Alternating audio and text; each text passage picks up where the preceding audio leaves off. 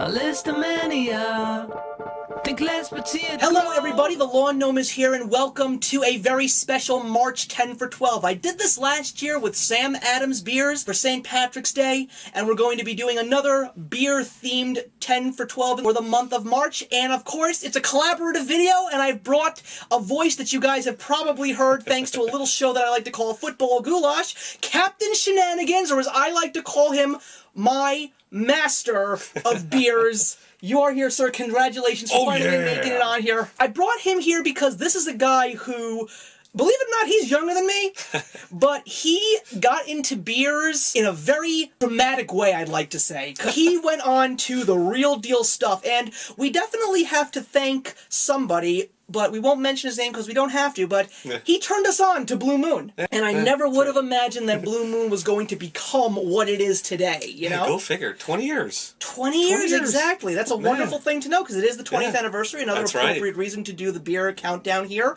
And considering the fact that it started off through a company like Coors and now it's just turned into something truly special.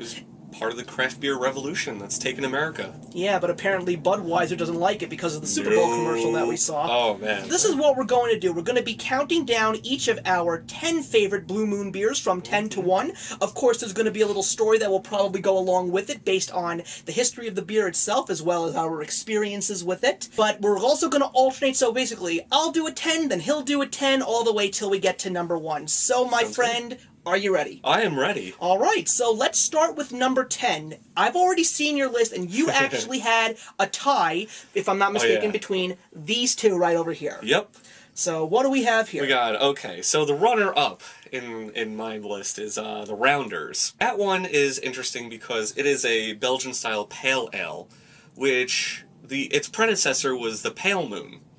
Now, I like the Rounders better because it has a little bit more of a hop kick to it. Absolutely. Yeah, oh yeah. It has a little bit more of a hop kick, and it reminds me more of a true Belgian pale like you would find in one of their cafes. Absolutely. You know, and that's what Blue Moon was trying to do the whole time. I found Rounders to be a much more full-bodied flavor. Yes, that's exactly what I like about it. It's like if you like the regular Blue Moon, the Rounders is a little bit more for someone who wants a little bit more of a flavor in the Belgian style of brewing. And it's definitely you're not going to chug this one. This is a session beer. We have that one. That was my runner-up. Okay. And number 10 in the list is, of course, the classic, the Belgian White.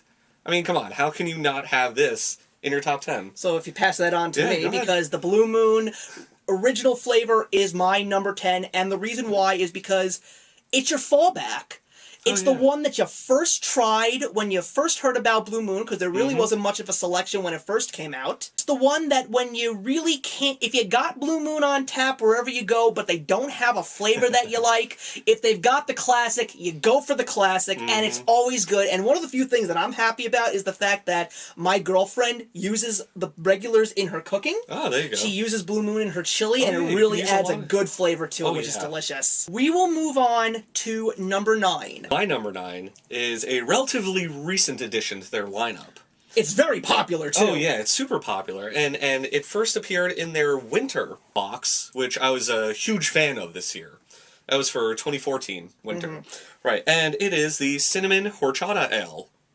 And it's based off of a old Mexican recipe, actually. It doesn't taste like a beer, man. No, it doesn't. It doesn't. There's no alcohol kick at all, even though if you down a 6-pack, you're going to get drunk. That's the fun part. It's spiced, but it's not spicy, and it's cinnamony, but not so much that you feel like your throat is going to close up. It's just a perfectly subtle balance of all the delicious flavors in one convenient package. My number 9 is an old one, and it's something that is no longer available. And it was when Blue Moon started making their seasonals. The Rising Moon was their very first take on spring ale. Now, here's why I liked this one so much. One, it was one of the most refreshing tastes. It didn't taste like a Blue Moon beer. It was because of the fact that there were 2 specific ingredients that made it as unique that they were. And it was the Kefir lime leaves and lime peel along with that, if you had it with like a piece of fish or something that was very springy in terms of a meal, it just was a very refreshing style of beer. And I got really upset when they changed the recipe on me and went to the citrus blonde. There was just nothing else that tasted like Rising Moon, and I really missed it. It was very unique. In my opinion, when they came out with the first seasonal packages, it was totally different, and it brought Blue Moon to the mainstream, I feel like, because people saw it and they were like, I gotta try that now. The craziest thing is I had Rising Moon for a very, very small amount of time, and yet I still remember the taste. That's number 8. Number 8. Limited winter release. Also another relatively new one. And discontinued, believe it or not. Yeah, discontinued. You ain't gonna find this anymore, folks. No. So if you had it, you're lucky, and if you didn't, I'm so sorry. Yeah. This is the Blue Moon Spiced Amber Ale. This was a really good winter beer. If you don't want something as heavy as, let's say, a stout or a porter, you go for your amber. You still have that same alcoholic warming to it. It just had such a nice kick to it that it was enjoyable whether you were gonna, sit back and kick it down, or if you're just going to session it with a couple of your friends. And that's the best part about that one, because you could do either one. You could do either one, yeah. You can drink by yourself with a 6-pack and, watch the sports game, or you can hang out, in a nice fireplace cafe with your bros, and it was one of my favorites, honestly. And my number 8 was the Blue Moon Blackberry Tart. This came out about 2 years ago in the summer pack. What drove me to this one was the fact that I had tried many Sam Adams beers that were berry flavored, and this was the very first berry flavored beer that Blue Moon tried. One of my personal favorite Sam Adams was the Blackberry Vit beer, so the fact that there was a blackberry beer from Blue Moon, I really wanted to give it a shot. Now, what I liked about it was just enough sweet with a little bit of a sour tart kick to really make it a very refreshing summer ale. So when you had those backyard barbecues, this was one of my go-tos, and I loved it. It wasn't cloying in either way. The problem with fruit beers, or anything mixed with fruit, is that you risk the trouble of having it being too sweet, or not beer tasting enough. And I hate using that term, but it kind of applies to this. Sam Adams has a lot of berry flavor, berry mixed brews. They had used pumpkin, they had used cinnamon, they had used honey, but they never actually used an actual berry. And unfortunately, unless you went to the brewery, it's discontinued. They had a raspberry cream ale, so I was very interested to try that because I never actually tried a raspberry flavored beer. Yeah. So I was very eager to see that They're one. very interesting. Oh, Very interesting, yeah. Samuel Smith's, they have a whole fruit beer lineup. It's really good. So number 7. Number 7. This was from one of their summer packs a couple of years ago, right? Yeah, it came out about 2 years ago, 3 years ago. 2 or 3 years ago. This is the Agave Blonde Ale. And again, this was another interesting beer that Blue Moon hadn't done before. And this was their experimental phase, when everybody had just gone mainstream and everybody's drinking it now, and they really wanted to bust out the flavor. Right. And they came up with this, Agave Blonde Ale. And what it has is agave nectar, which in itself is a very sweet, almost citrusy, but not quite, flavor to it. It's also a blonde ale, which means normally blonde ales are going to be very alcoholic in terms of their ABV, especially when you're dealing with Belgian style. Okay. So the sweetness rounds out the overwhelming alcoholic taste. So you get such a nice balance between the two. The summer one, so it really goes, if you're sitting outside for a barbecue, this is a nice one for pre-meats or post-meats. Street meat? Oh, God. Yeah, maybe even street meat. Yeah, anyway, even street meat. My number 7 came out around the same time as the Rounder because it was part of their Expressionist collection, and it was originally called Short Straw Farmhouse Red Ale, but now it's just called Farmhouse Red Ale, and I don't really know how to describe it. It's got the right amount of spice and the right amount of hop flavor to give it a nice, smooth, yet a little bit of a kick at the back of your mouth as it goes down finish. It's a very good beer for chugging or a very good beer for nursing, but when it comes to these kinds of beers, I like to nurse them, especially because of the way they taste. And I'm just glad to know that these Expressionist ones are actually around now for the long haul. Oh, yeah. And you can find them in every single seasonal pack that Blue Moon puts together now, which is great. And you can find them in 6-packs also. So in case you just want that specific one, you can finally get it. So now we're going to move on to number 6. Oh, yeah. And this is actually one that I'm so glad that I got to try in the nick of time, because it turned out to be on both of our top 10s. It just came out 2 months ago in the early spring release. Oh, yeah. This is First Peach Ale, the new official spring release for Blue Moon. And what it is, basically, they're taking the idea of that spring thaw, when the snow is finally beginning to melt, and you get those first fresh fruits coming out of the ground. So it's sort of like Sam Adams' Cold Snap, but with Blue Moon they add a little bit of fruit. Blue Moon, you get some fruit. You get your peach in there. It's hard to describe that peach taste, because it's not like a regular peach taste. It's like almost... To be continued, everybody, because I'm going to talk a little bit about it. Maybe I will be able to explain it to you. It's like a cold peach flavor. It's like a frozen peach that you shoved in the freezer for a little bit, and then you juiced it.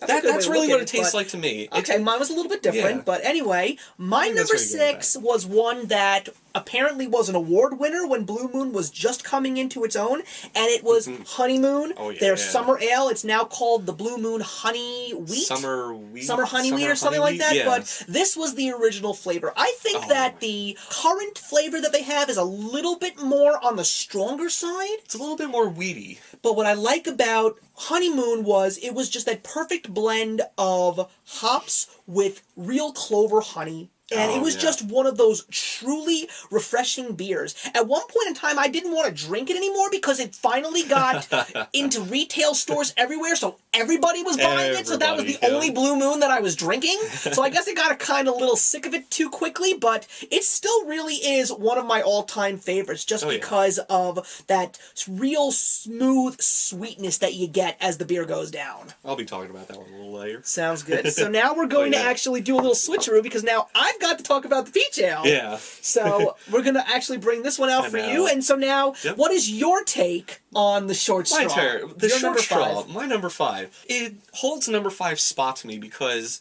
again, Blue Moon is trying to emulate the whole Belgian style of beers. Right. And the Farmhouse Red, the short straw, to me, really captures that out in the countryside farmhouse ale type that you're going to get. It's a little bit musty, it's a little bit barnyard smell to it. Not overwhelmingly so. But it's also red ale, which is a very popular style in the Flanders region of Belgium. A sour beer. And it's not like the normal beers one would normally get. You know, because, if you try like a sour beer or a skunky beer, you immediately spit that stuff out and throw it in the garbage. But for a red style, Flanders red style, you want it to be sour, you want it to be cloying.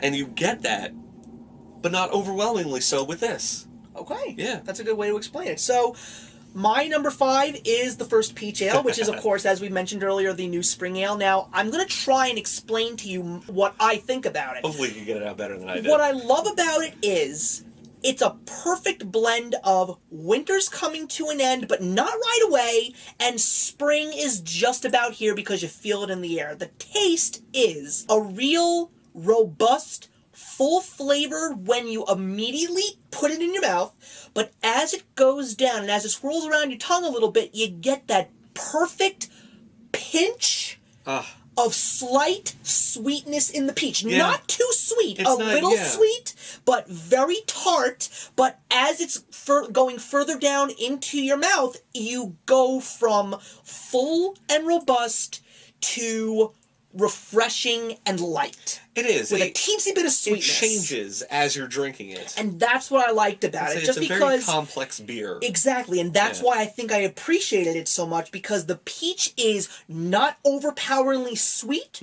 nor is it overpoweringly tart, because sometimes when you bite into a peach, you can probably get one or the other. It's a perfect kiss of sweet. It's a good blend. That's what I like about it so much. I'm really glad that this is now the new spring ale, and I was glad to actually find it in a 6-pack. Oh man, yeah, you can find it in 6-packs. Yeah. Okay, so we're now officially in the top 5. We're up to number 4 now, so now we're getting into some really good ones. So go for it. Okay, an old school one for you guys out there who started drinking Blue Moon when it wasn't as popular yet. Still trying to break through to the major retailers and the major sellers and the general public. I would say at this point in time, that was when people were knowing that it existed. Yeah, That's it the was way just it started was. being a It was thing. starting to develop its cult following. Yes, exactly So what it is. you got... Okay, this is the original Harvest Moon. This was for their fall package. And it is unlike any other Harvest pumpkin-style beer I've ever had. And you've had many. And I've had a whole lot of them, yes. It's an amber ale. And it had, let me read the ingredients. Ripened pumpkin, cloves, allspice, and nutmeg. And if you throw all those into a pan and see what happens, you're not going to find any magic normally. They must have imported magic into this bottle because it was fantastic. It was pumpkin-y, but not so much so. It didn't feel grainy at all. It was very smooth.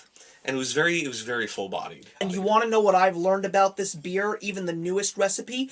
This ages like something you would never expect. I just had a bottle of this, and this was in a fridge for a good 4 months. You can... What I loved so much about it is immediately when it goes into the glass, you've just got this potent pumpkin flavor. Oh yeah, when but it ages. It also ages, it sweetens up a little bit, and it makes it a little bit more full-bodied. Yeah. It's just one of those beers that you want to savor. It rounds out the spiced flavors into it. So you get a little bit more pumpkin sweet, you get a little bit more of the alcoholic taste.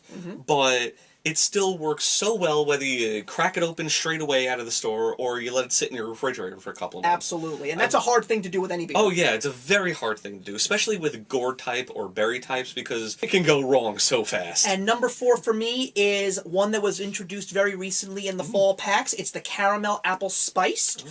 Another thing very similar to the Peach Ale.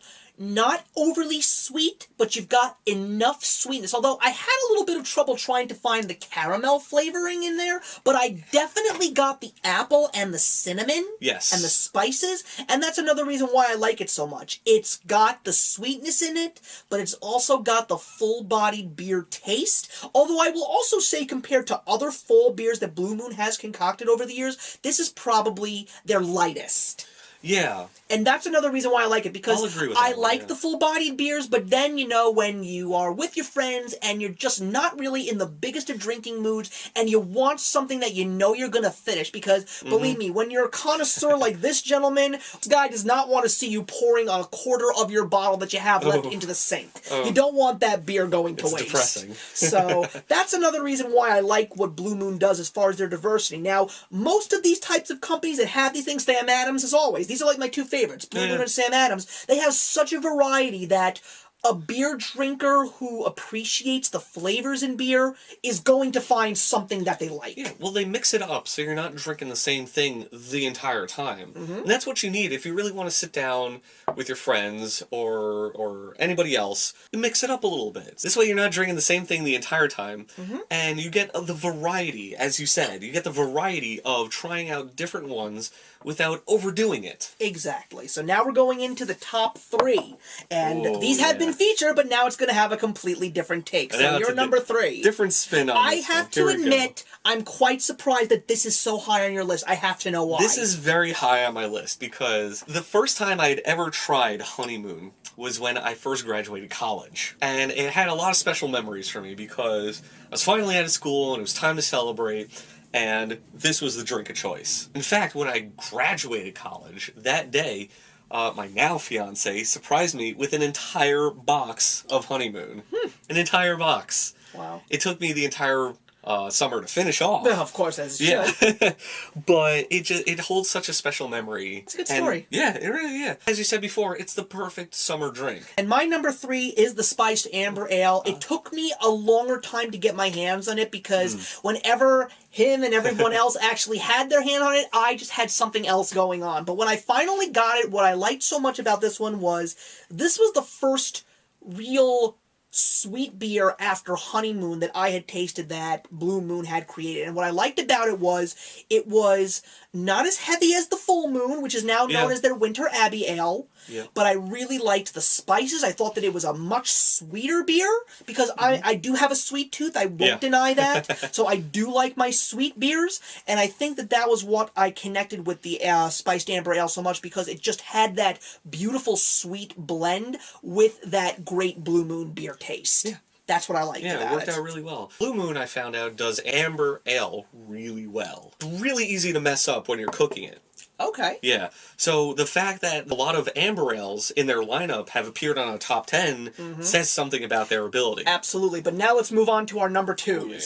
So you go first, because this is one that's not on my list. Number 2. Yeah, this is another relatively new one, I'd say, within the past 2 years. Yes. And I think I first found it in their spring box. It started in their spring, and then it moved on to their summer. Which I think it fits better in their summer, and it is the Valencia Grove Amber Ale. And I will not deny the fact that I really did not enjoy this one when I first tried it, so I'm really curious as to why you like it so much. For me, I guess, I can see where you're coming from. It could be a acquired taste. It can be. To me, this tastes like a regular Belgian white on roids.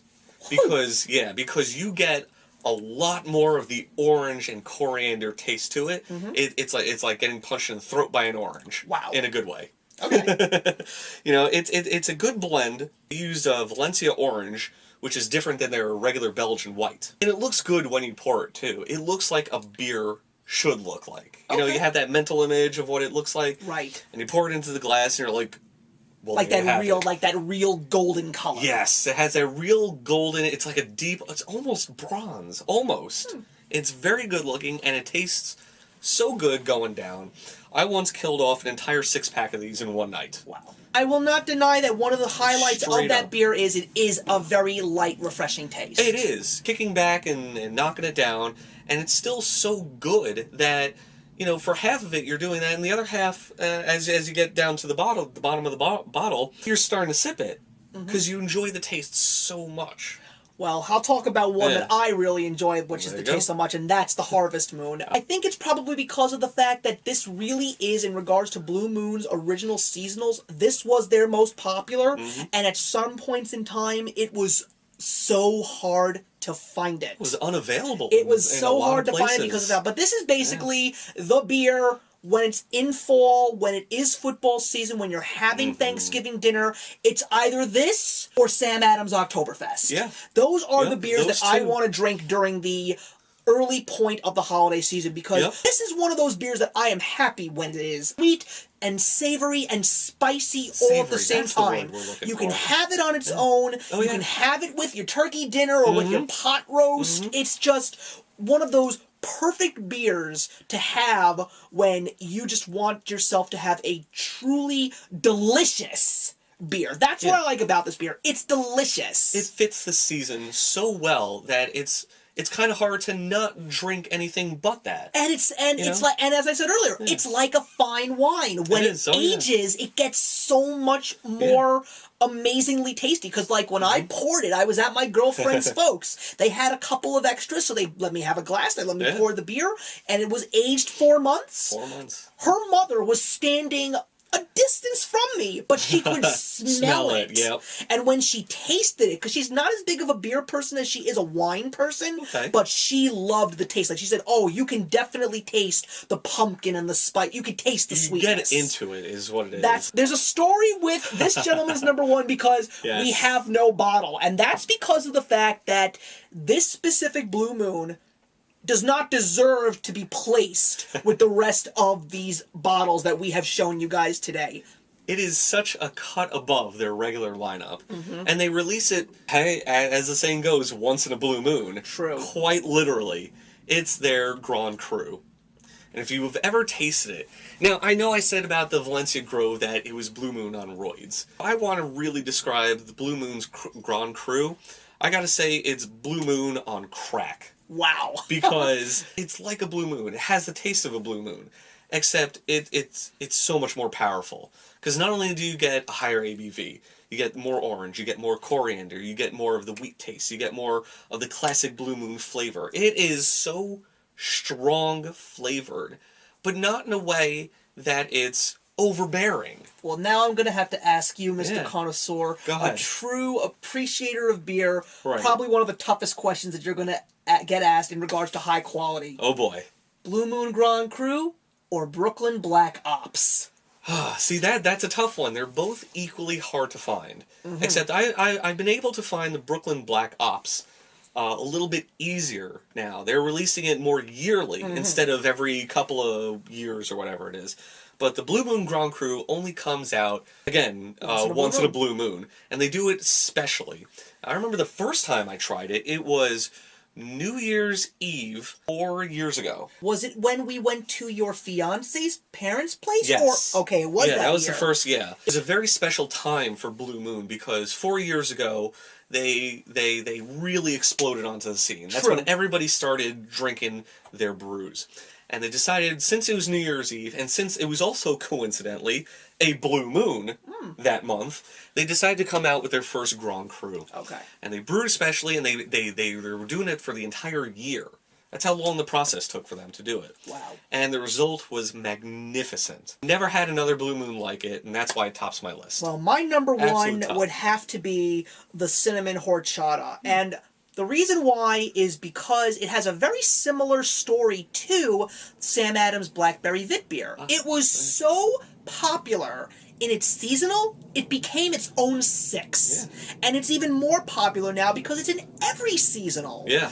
It What's got the so best- much feedback, so What's much the positive best feedback. way to describe cinnamon horchata? You know when you have those fall-themed beers, especially pumpkin ales, and they put that rim of cinnamon and sugar right on the rim of the glass. Now imagine if they took that rim of cinnamon and sugar and dumped it into the beer. Oh, That's why I love it so much. Yeah, that's a good way to It's explain it. just a little bit sweeter than all the other sweeter beers that I have, Oh, but yes. it's a delicious and very, another savory. I like to use that Yeah, word when it comes to savory. beers. Yeah. It's a very savory sweet. You want to kick back and knock it down, but you can't because you want to savor it. I want to have this with a Blue Moon Cafe burrito.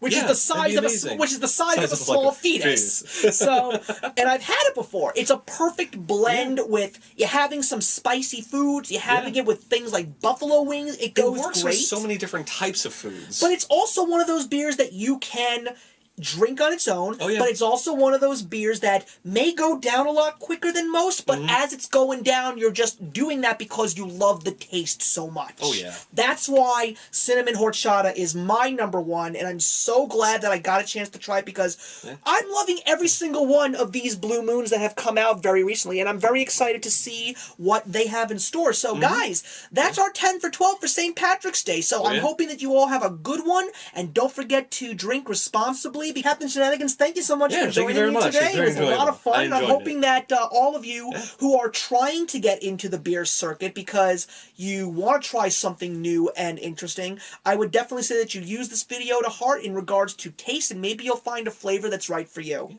Questions and comments, send them straight to the man right here. Yeah, put them right in the box below. So for now, this is Captain Shenanigans. I am the Lawn Gnome, and I'll see you in the next one. Actions speak louder than words. Hell yeah.